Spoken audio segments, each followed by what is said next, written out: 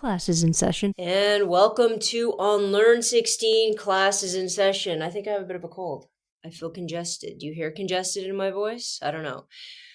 Listen, I am here by myself today. It's just going to be me, you, and the Great Gazoo. And if you're not watching me, I'm wearing a Great Gazoo shirt. You probably should switch over to YouTube just to watch me. Now, this week, I've been inundated with a lot of stuff about what's going on in the United States, Trump coming back on Twitter, the shooting that just went on in Colorado, 5 LGBTQ plus people killed, and I'm beside myself with all of it. And before I got to that space, I've tried to do a TikTok about 10 times. And this TikTok that I've tried to do, in my opinion, is the precursor to the insanity that we now see in the United States, and we see actually flooding into Canada. A lot of people are like, Joanna, why do you care so much about what goes on in the United States? I'll tell you why. Because we're sleeping right next to you, guys. We're sleeping right next to you, and every time you roll over, we get crushed. So it matters. We don't live in isolation. So I've tried to do this TikTok, I don't know, easily 10 times. And every time I do, I get more angry and more infuriated, and my hand gestures go out of control, which I know a lot of people really hate. And my voice gets even more screechy and annoying than it normally does because I don't know what to do with the information. And so I thought if I come on here and I have a more calm, lengthy discussion about the issue that I'm talking about, maybe we can get to some of the root causes. Maybe we can get to some solutions without me being so angry about it. Are you guys ready? Are you intrigued? Some of you have signed off and are like, no, I'm not listening. She's been talking for 2 minutes and she hasn't gotten to the point. Here's the point. Here's the stat I read that threw me into this kind of turmoil. 54% of U.S. citizens between the ages of 17 and 74 have the literacy and comprehension level of a grade 6 student or lower. I don't know how low we go here, but grade 6. That means that 54% of U.S. citizens can't keep up linguistically, comprehension-wise, vocabulary-wise with my grade 7 students. I can't tell you the anger I feel when I read that. I can't tell you the level of, or the lack of social justice that the United States is starting, has created as their foundation. And I know I'm big on education, and I know I profess to know a lot about teaching, and I profess to know a lot about that sort of realm of the world. But when I read that statistic, it really struck me to my core about the foundational issues of the United States. When I also read that stat, I checked it. I don't just read things and then all of a sudden I go off on Twitter. I go back and I read documentation, I read the statistics, I read how they came up with it. And predominantly I found a lot of stuff in Forbes magazine, who has cited, the research. And Forbes magazine also said that it is costing, that statistic, that 54% is costing the U.S. economy $2.1 trillion a year. 2.1, might have been 2.2. $2.1 trillion a year. So when people say, why does that matter? Well, there it is. And the reason why that matters, the reason why that they're like, I don't understand. Well, because these individuals haven't been allowed in some senses, haven't been educated well enough to be successful in the ever-changing market that is the United States of America. They haven't been taught how to be successful in this growing technological and socially diverse cultural reality that not just the United States finds itself in, but as do Canadians. A lot of people are like, well, what's the Canadian number? Well, this number is about 14% higher than the Canadian. There's 14% more illiterate people in the United States than in Canada.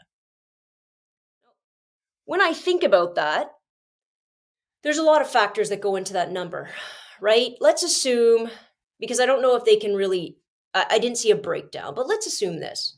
Let's assume there's a significant part of that number, maybe not significant, but a portion of that number who are new immigrants.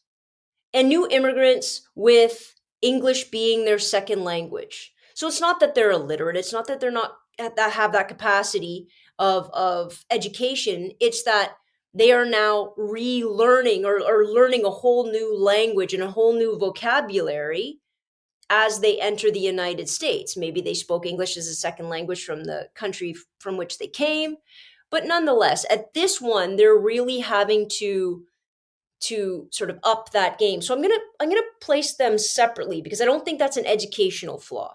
I'm also going to place separately individuals, let's say, that are battling dyslexia or battling learning, differences that have made it incredibly hard for them, given the level of ability that they're working with and what they have to fight through. I think that we can definitely obviously raise that bar, but I'm also going to put those individuals in another category because I don't think it's so incredibly insidious, although what I'm about to explain, I think, disproportionately affects people that don't necessarily learn in the given structure, especially that American educational institutes have just thrown down and called it a day. And as I'm thinking about all this, I can't help but bring my mind to things like standardized testing. I can't help but bring my mind to things like IQ tests, bring my mind to the fact that there's no nationalization of education, and there's not in Canada either. But as far as state curriculum and state imposition of what is to be taught and how it's to be taught and how it gets funded and who gets funded, those are different state to state, county to county. And all of that, to me, allows for a level of injustice, allows for a level of foundational cracks that won't let this country progress to where it is or to where it's supposed to be. The United States is what? The richest, most powerful nation in the world, and 54% of its people can't understand a vocabulary higher than that of a grade 6 student. Now, what are the reasons? And this is where I get agitated, right? The number one reason has to be a lack of funding, a lack of consistency, a lack of accountability, government accountability when it comes to funding and giving resources and ensuring the educational system in each state, each county, each town is at a very basic minimum of, their capacity is at a minimum. They cut funding left, right, and center. And as we've seen things go on in the last few years, you've seen a real attack on education, haven't we? You've seen a real attack. Now, pulling money from education is a great way to save money, and you have a lot of political leaders doing so, saying they don't need all this money, teachers don't need all this money, they just want handouts, they just want this, because education is expensive. Make no mistake. Education is expensive. But $2.1 trillion is the consequence of poor education. It's not a poor people. It's not an incapable population. This number, this 54%, and since it's not nationalized, it has to reside on state government laws. Then I start to think why. Why in this country, where we can recognize, especially since the 70s and 80s, this major shift of economy, this major shift of globalization, this major shift of where jobs are located, and the absolute fundamental need of more education.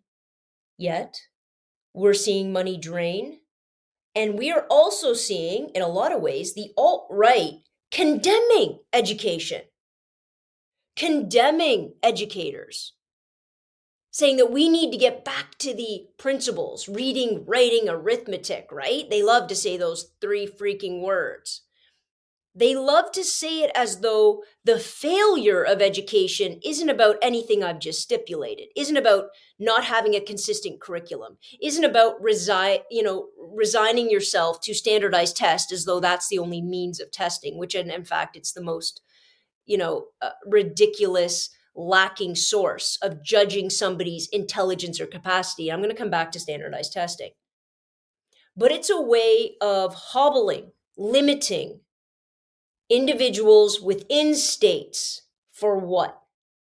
Because it's not making their economy any better. It's not giving them transferable skills. It's not making them aware of an ever-growing worldwide global need to understand the economy, to understand social networks, to understand all of these foundational ideologies that a lot of people are trying to cut out of education altogether. Why? Why are they doing that? And again, I'm not a big conspiracy. Anybody who knows me and listened to anything I've done, I'm not big on conspiracies. I'm really not. They give me a headache. I don't think that way. I don't know if this is much of a conspiracy as it is a control of political forces in order to make sure that kids aren't growing up with the sense and the capacity to understand the big conversations that politicians are having. And if we can't understand the conversations they're having, how in the hell are we supposed to vote on them? How are we supposed to have a functional democracy? When they aren't talking at a grade 6 level, they are talking at a highly academic, highly political, with complicated economic structures and ideologies that, for the most part, the majority of Americans can't understand. How are we supposed to have a functional democracy in that capacity? And they're using it as this wedge issue, right? They're using it, and again, predominantly the alt-right is using it as this wedge issue, as though education's gotten worse. No, it hasn't. The only reason it's gotten worse in any way, shape, or form is because you have hobbled the educators. You have limited their power. You have created no functional curriculum, no rational curriculum. You have limited time after time after time the arts, the liberal arts, history, philosophy, English, politics, society, world religions, all these courses you have deemed not useful in any way, shape, or form are the conversations and the vocabulary that we need to understand politicians before we vote. So they're pushing us into STEM. A lot of these individuals. Do I understand the need for math and science? Of course I do. Do I understand the need for math and science in absolution? No. In negation of the social science? Are you crazy? Are we supposed to just be a science-based society where we don't speak about art and music and literature? We don't speak about the interconnectedness of humanity. We don't speak about the philosophical, sociological, and psychological connections between all of the people on the planet that make everything else happen. The only reason those people don't want us speaking like that is because if they can dumb it down and pit person A versus person B on the basis of language they have yet to understand, they can drive their power without any real accountability because the people don't understand the language they're using. So I think about this 54%, and I think this has to be the national emergency. We're talking about gas, we're talking about pandemics, we're talking about whether we're wearing masks. People on Twitter are arguing virology as though they understand it, yet 54% have the reading and comprehension skills of that of a grade 6. And we're voting on these things. And we're getting wound up. We're getting, a ridiculous push from all of these forces to fight about things that 54% of Americans don't understand. So here we are. What is the foundational problem? What is the root problem? So when I talk about Trump being on Twitter, a lot of people are like, what's the connection? Well, the connection is this. If 54% of the population likes what he says because he can't distinguish between there and they are, and they're drawn to his, let's say, dumbing down of the issues that shouldn't be dumbed down, the issues that if any intelligent person was to have a conversation about them can't be dumbed down. As soon as you dumb down big issues, you make them useless to be spoken about. We can't dumb down education. We can't minimize it. Anybody who is anybody, if they're talking about education, should be saying how much we need to pour more money into it. We need to have more robust education. We need to have different areas in order to inspire and get at different learning styles, different types of genius, different types of individuals. We need to ensure that things like learning exceptionalities and things like dyslexia and all of these things that get in kids' way, we need to learn how to break down those walls. We need to have more proficient and educated individuals step into the classroom with super high proficiency in order to help those individuals. And that, guys, is not a waste of money. $2.1 trillion. That is the foundation of a healthy economy, a healthy society, a healthy, educated, democratic population. Because if we don't have that, then it breaks down into ridiculous taglines like "Make America." What the hell does that mean? Make America great again. You mean we're going back to manufacturing? No, they're not. Don't be ridiculous. They can't. It's too expensive now. Not in a global market. Not in a global market. You want people to understand inflation? And people are screaming about inflation, yet most of them have absolutely no idea what inflation is. They sure as heck don't understand that corporate profits are at an all-time high during inflation. What does that mean? They can't understand. People use the word communism as though they know what it means. They strut around talking about Marxism as though they've ever read anything. And I'm not just attacking those things because they don't understand capitalism either. They don't, because if they understood capitalism at its core, they would talk about fair and just and robust competition. Where does that exist anymore? These conversations are big and robust, and they need to be talked about that way. And then they need to be voted on that way. But if we are slowly gutting, and in the United States, and understandably, Canada has its own issues, and we're sort of right behind you in some ways, because slowly but surely provinces are finding out ways to gut that, maybe privatize that. But this is the slow death of something that is absolutely needed. And the way we sell it, and I use that term purposefully, we sell it because we say things like, well, you don't want to pay more taxes, right? You want to pay less tax. You want to pay less tax so it's more money in your pocket. How does anybody not see the direct correlation between less tax and a less functional, less robust, less impressive educational foundation of society? Now, I think about it in Canada, and I think what we should be doing is nationalizing it. I want to know how the right to bear arms is the Second Amendment in the Constitution, but the right to a robust, healthy, equitable education isn't a constitutional right. We got rid of segregation because we saw the differences of what an all-white school and an all-black school looked like. But what we've done after integration is they figured out new and exciting ways to gut public education again and again and again and push people who have the money into private. And guess what? Guess where the number one position of advantage comes from? What school did you go to? How many kids were in your class? How many tutors could you afford? How much after-school help were you granted? If you had any learning exceptionalities, how many different people could help you work through them?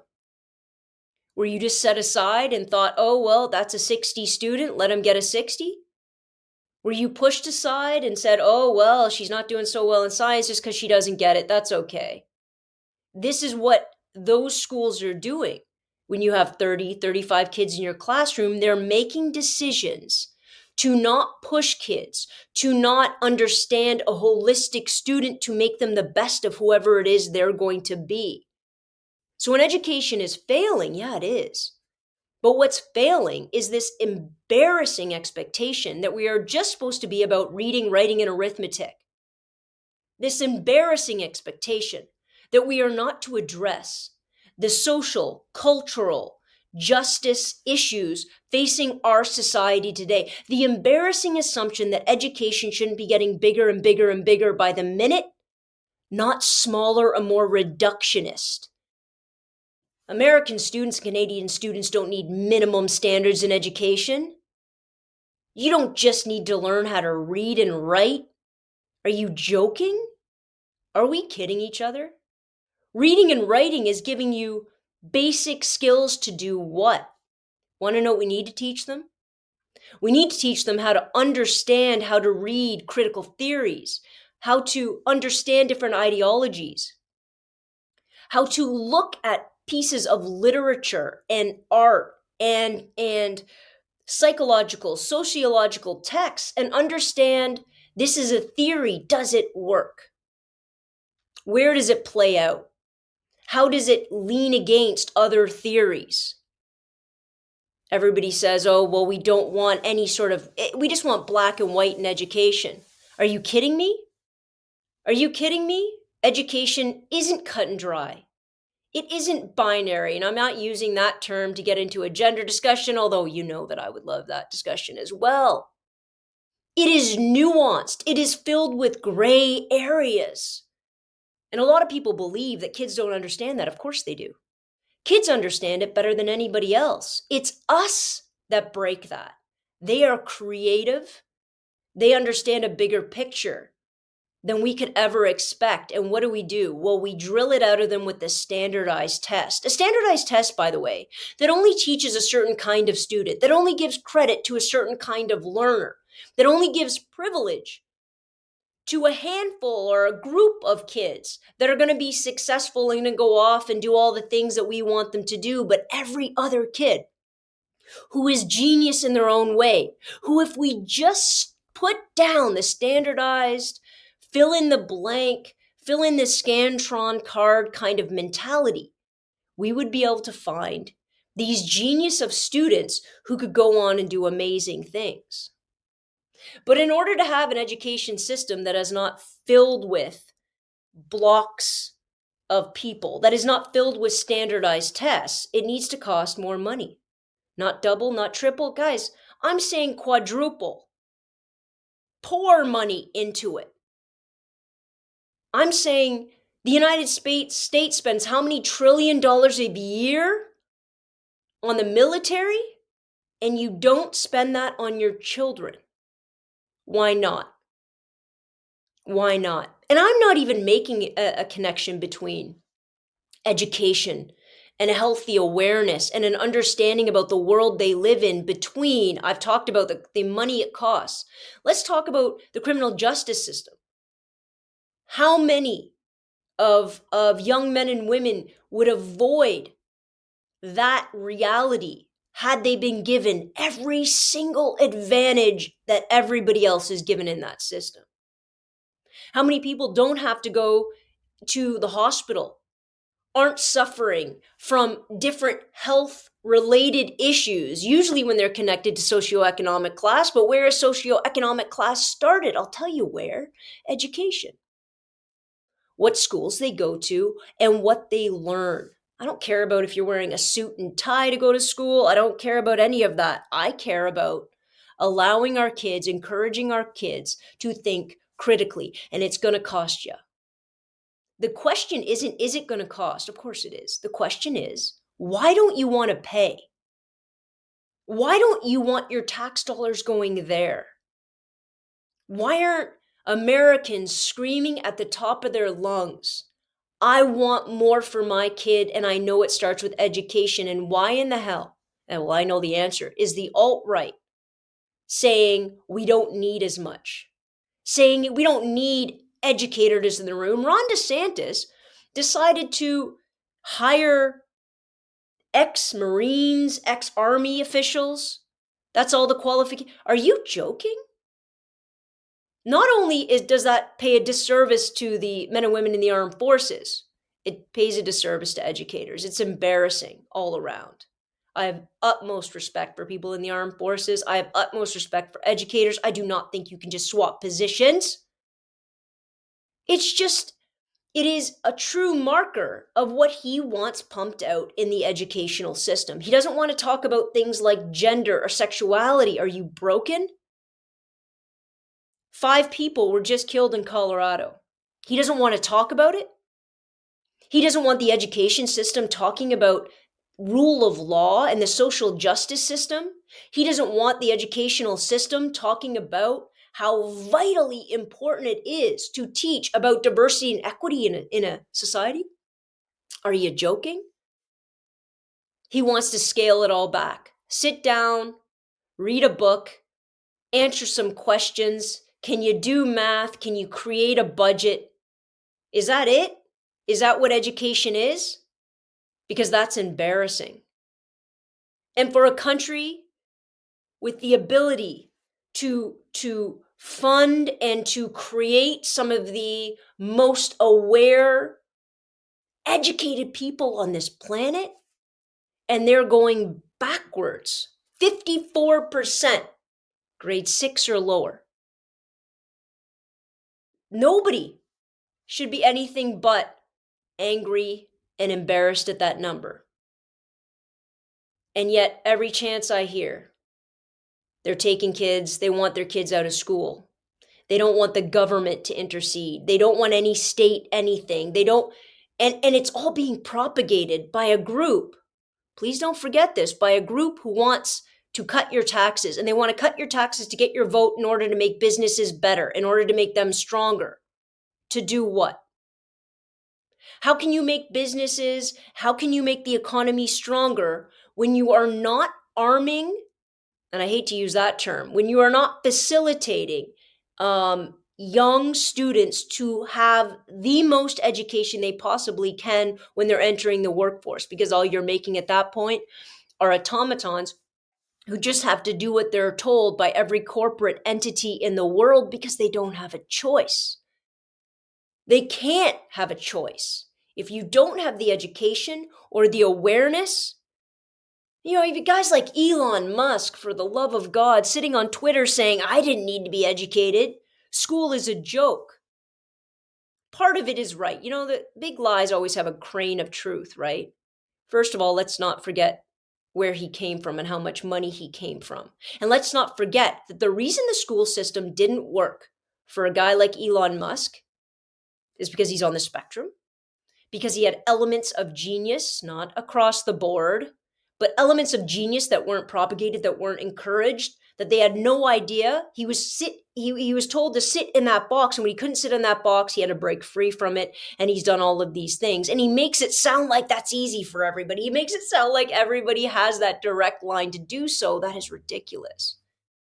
People talk about, well, Einstein dropped out of high school. Listen, how about instead of understanding that some geniuses who couldn't fit the mold had to break free from a monotonous, boring education system, we don't tear down the education system, we build it up. We say we have to do better.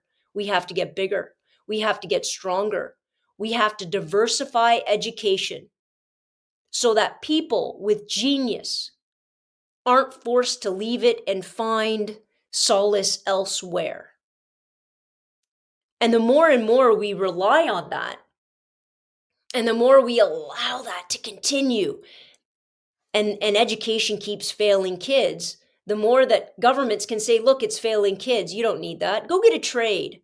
And again, I am not against trades. I believe that every school, you want to talk about diversity? Here, I believe every school should have trades, every high school. I believe that every student, alongside taking a physics class, alongside learning Shakespeare, should learn how to change a tire. But you know what that costs? Money. And I mean every student. I think having a more holistic, all-encompassing, Renaissance type of education is what we should be pushing for. Stop narrowing the field for these kids. But it's going to cost money. And the first place we have to start at, the only place that is the foundation for everything, is literacy and comprehension. Building a vocabulary, talking about these words that control our lives. Words matter, vocabulary matters. Language changes and it adjusts. And it's about time that we see how that can adjust. It's about time that we allow our students the capacity to embolden that language, to push forward in that language, rather than to resign themselves to only occupying and relegating a grade 6 level. Language is it. Reading and writing, don't make it sound like it's so easy. It's not just reading. It's comprehending. It's applying. It's critically analyzing. Do those words work anymore? What value do they have? When you hear about the right talking about what is a woman, and they use it as this simplistic terminology, an educated individual understands there's nothing simplistic about it. There's nothing simplistic about genetics. There's nothing simplistic about socialization of gender. There's nothing simplistic about the social construction of binaries, about how we present ourselves and the way the world in which looks at us and grants us favor or excludes us. There's nothing simplistic about those conversations. But they set it up as a dichotomy. They set it up as a simplistic idea. Why? Because most people have a grade 6 level. So they set it up as being simplistic. And all it's doing is dividing, it's increasing the hate between groups, and it's allowing certain people to gain so much notoriety and so much sort of power that they can keep propagating this idea. And sometimes when I'm teaching, I catch myself using words that the kids don't get. And they'll say, Joanna, can you use another word? I'll say, absolutely, but we're going to all learn every word I use that maybe is too big for a grade 7, maybe is too big for a grade 10, but in one sense, but in another sense, there is not a single age that we can't intensify and expand vocabulary. And in some instances, challenge it. Some instances say the English language is limited. So if it's limited, we need to challenge language. If it's not serving us anymore, we need to learn how to expand that language base in order for it to serve what we need for it to do. Language is a tool. It's not a definitive end. At some point, somebody made it up. What if they were wrong? What if they were just limited in the words they used because their awareness of science and culture and interconnectivity and socialization was limited at the time, so we need new words? What if that's the case? Because that is the case. And we're constantly telling so many people, well, the left just wants to change everything. What if things need to be changed? What if language is limiting? It's very postmodern. People hate postmodernists because they say language is the root of all of our social structures. I don't believe them to be wrong. I just believe it to be scary. Right?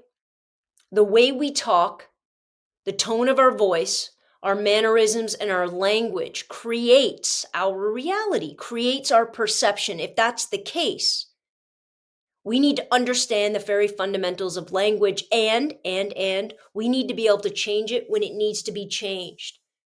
We don't just sit on the science from 1215, do we? Why would we sit on their language?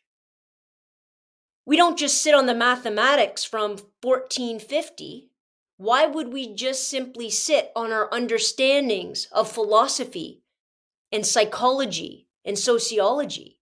All of that needs to grow. And are there ever simplistic answers? No. Nope. Never are. But does that mean we don't have that conversation? All the big questions don't have definitive answers. And maybe it's not having a definitive answer that makes people not want to go down that road, that they don't want to talk about it, that they don't want any part of it because it's too uncertain. It's too big. It's too overwhelming. I don't want any part of it. So they resign themselves to old answers, old language, old definitions, because they were never given the chance to think critically about definitions and language and English and critical theories, economics and politics. They were never allowed to be exposed to all of that. It wasn't considered basic fundamental tools. It might not be basic, but it sure as hell is needed. Why are we resigning ourselves to basic ever? Why is a grade 12 student in any classroom in North America with all of our money, all of our privilege, all of our access, why are we allowing anybody to leave there with a basic understanding of anything? These kids have access to the world over in their hand. That's new. That's in the last 10, 15 years.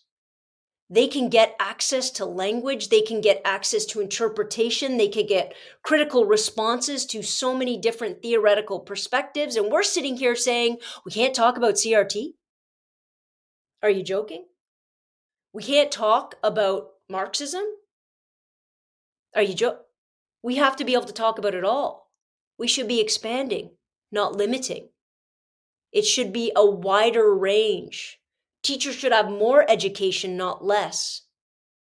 We should be more of an expert. We should be constantly pushing ourselves to understand more because we need to understand more in order to vote for the people and have any functional democracy whatsoever. And then to operate in an economic system that is so incredibly challenging and so quickly changing that having a basic understanding of anything, it does you such an incredible disservice that it will impoverish a nation. It'll make them angry. It'll make them weak. It'll make them poor. And I don't just mean economically. I mean, it'll make them poor when it comes to the halls of power because they don't understand the conversations that are being talked about. And if they can't understand the conversation, how can they effectively vote? And if they can't effectively vote, what happened to democracy? You want to know about financial literacy? Do you know how to, you need to know how to do your books? Of course you do. Of course you do.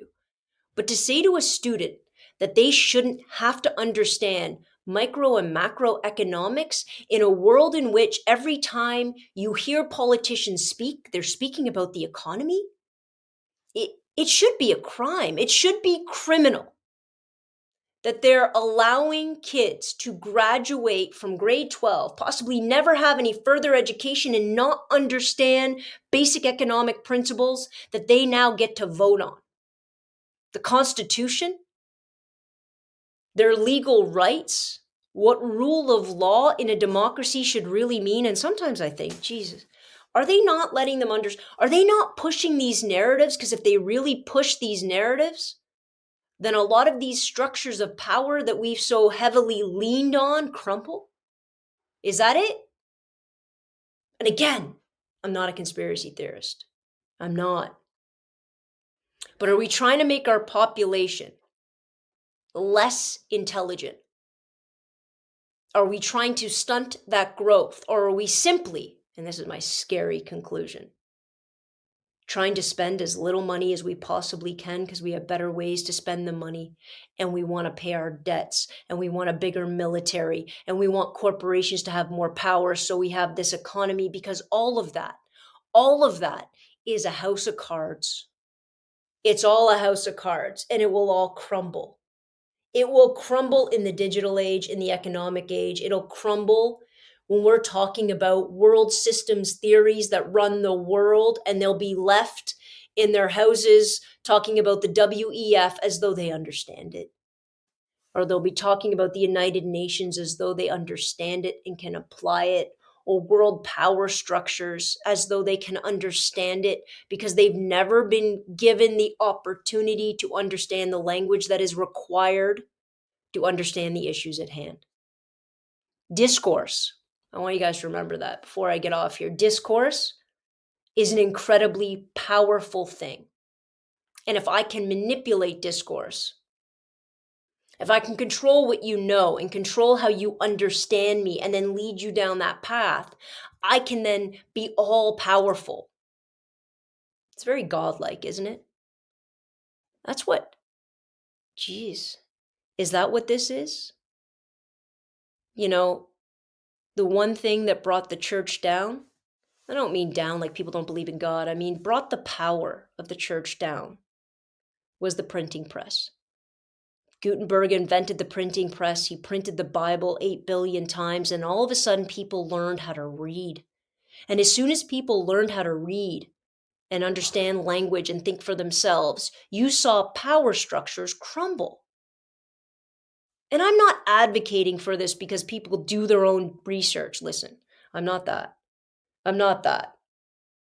Because people that are doing their own research in so many capacities don't have the education to understand the language. So they challenge power structures without even understanding the language, but they're challenging it because they feel limited. They feel, and they are inadequate. They're inadequate to understand the big issues. You go sit in an office with a doctor and they talk about, what an antibiotic is going to do for your system. You don't get that. They talk about, actually having understanding what's going to be done so you can sign off it. Those words are slipping my mind, but that kind of accountability. How on earth am I ever supposed to really understand the risks and the concerns and the benefits and the drawbacks about a procedure or a drug or a whatever unless I go through medical school? There's limits to our learning. I understand we can't all be doctors and lawyers and politicians and economists. But what I am saying is this: voting for those things and not doing every single thing we possibly can to maximize education, to maximize schools, to funding them equitably. And I do mean equitably, by the way, guys, because there's schools that get a certain amount of funding per student. But then we all know those schools that are in the right areas get a library donated.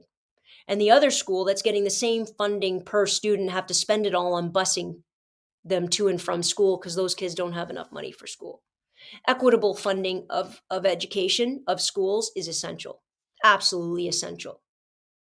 You cannot have a just, fair, basic model of anything ever unless you have a just, fair, basic model of education, and that comes with buckets of money. So you have to ask yourself, you want to pay it? You want to just take care of your kids? You can afford private? Okay. Do you just want to pay for the private? You don't care about the public system? Because I'm going to tell you right now, if you just care about yourself, if you don't care about society at large, the society in which you are growing, building your business, allowing your kids to grow, if you don't care about that society, house of cards, guys. It's all a house of cards. And it will crumble because you've decided to just care about you in a situation, in a society in which, unless there's foundational building blocks of growth and empowerment, it will crumble. So decide. 54%. 54% should never be a number in the United States. It should never be a number anywhere in a developed society with the kind of money that the United States has. 54% grade 6 or lower. I think it should be nationalized, put in the Constitution. How dare we? How dare that not be a fundamental human right in that rich country? It needs to be fundamental. And more money should go into it every year. Why? Because education gets harder every year. Because we learn more. We grow more. People are capable of more and have access to more. How dare you gut that system? Because you're just going to save money for their tenure in office so they can balance their budget and look like an economic hero, but 20 and 30 and 40 years down the road, house of cards. And they'll pull it from the bottom and the whole thing will crumble because we didn't do what we should have done in the first place, which is give our kids the best possible equitable chance at learning the most they possibly can learn in order to build a powerful transitional society in a true democracy. 54%. I'm going to need you guys to do better than that. All right, guys, thank you so much for hanging out with just me. I can't wait to see your comments below. If you want me to continue this, I can continue it next week. But for now, I will see you next Tuesday. Same bat time, same bat station. And me and the Great Gazoo say, have a good week, guys. Dismissed.